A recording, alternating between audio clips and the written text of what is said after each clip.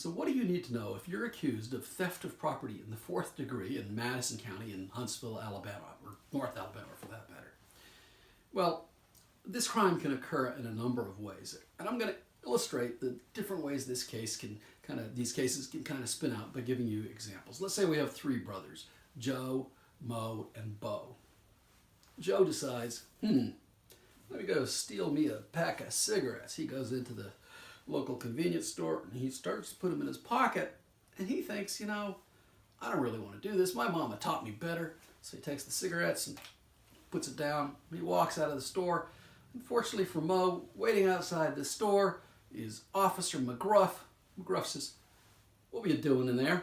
He tells the truth. He says, "Well, I was going to steal that pack of cigarettes and I started to put it in my coat to do it, but, I thought that's the wrong thing, so I put it back. So I didn't do it." McGruff arrests him. So, is Mo guilty? You be the judge. Tell me. Well, the answer is that whether we like it or not, under Alabama law, he would be guilty. Why? Because Alabama law says that as soon as you move an object with the intent to steal it, you have committed the crime. So as soon as Mo formed the intent to steal that pack of cigarettes and picked it up to do so, he was guilty, even though he put it back. Now that's mitigation, but that doesn't make him not guilty. By the way, different states have different views. You're in Alabama. Alabama says as soon as you grab it with the intent, you're guilty. Now, would he be found guilty? That's a different question. A judge might cut him a break. A prosecutor might say, "I'm not going to prosecute this." He put it back. But technically, he would be guilty under Alabama law. Let's move on to Joe. Joe likes to hit his Jack Daniels whiskey. Joe goes down to the local package store, says, "I'm going to get me some Jack Daniels, nice bottle." Because there's a big display of Jack Daniels, but there's no prices. But next to the Jack Daniels is Kickin' Chicken brand whiskey. And that's only $8 a bottle. And he thinks, hey, that's a pretty good deal. But there's no price. He really wants the Jack Daniels. So what's he do? He peels the label off the Kickin' Chicken, sticks it on a bottle of the Jack Daniels, goes up to the register, gives it to the guy. The guy at the register says, Jack Daniels ain't no $8 a bottle. He calls, "Hey, McGruff, come in here." Officer McGruff comes in and says, "You busted." Well, Joe says, I wouldn't try to steal it. Hey, whiskey's whiskey. I saw the labels on the other one. I just put it on here so I could, buy it. Is he guilty? Depends on what the judge believes. If the judge says, well, that's plausible, I believe it, then he could be acquitted. But is he going to be? Not likely, because the judge is probably going to say something along the lines of, no, whiskey's not whiskey. There's a difference between an old Yugo car and a Rolls Royce. It's not the same thing. If you switch the tag on a beat up old Rolls Royce, on a beat up old Yugo with a Rolls Royce, nobody's going to say, hey, a car's a car.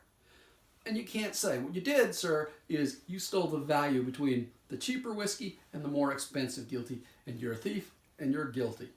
So, would he lose? Probably. Again, these are made-up cases, so I can't tell you for sure, but the likelihood is he would lose. Let's move on to Brother Bo. Bo, he's got a girlfriend. Her name is Flo. And Bo and Flo, he's the baby daddy, they got a little baby Bo, and they're at Walmart. And Flo says, I'd like to get him some baby clothes, but, she's thinking, I don't have the money. She doesn't say it to him, but she thinks, I don't have the money. So she spies a nice pair of baby Bo bloomers, and she sticks it down her shirt, and he's there. Bo is there. He sees her doing it. She zips out of the store. Pretty soon, McGruff walks along. He's seen it. Boom! He arrests him.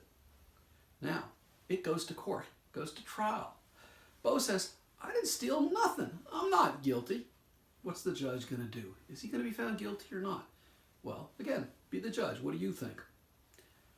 It's going to depend.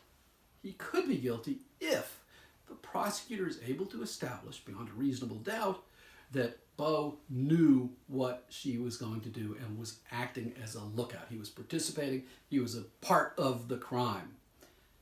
But that may be very hard to do. If you had video where he was overheard saying, hey, you grab the stuff, I'll look for the cops. Well, yeah. But more likely than not, all they're going to be able to show is he was there. And if he has a smart lawyer, his lawyer's going to say, well, wait a second. He was an onlooker. He wasn't a lookout. He was a witness to a crime. You should have asked him to be a witness. You shouldn't have arrested him. And if that's so, then he would be entitled to be found not guilty of the crime. So, of course, these crimes, like any other crime, have a variety of ways they can go depending on the facts and the circumstances of the case. If you're accused of this crime, and by the way, even if you're guilty of theft of property in the 4th degree, it's possible to have the case dismissed if you don't have much of a record. They may allow you to do counseling in lieu of being prosecuted. So there's a variety of things that your lawyer can do. Of course, the bottom line is, if you're accused of this, what do you need to do? You need to talk to a competent criminal defense lawyer. If you want our help, our phone number's down below. I hope you found this video to be educational and informative. And if you like it, if you'd be kind enough to give us the thumbs up. And if you want to see more of these videos, these crime time videos, if you'll hit the subscribe button. Thanks for watching. I'm attorney Andy Siegel.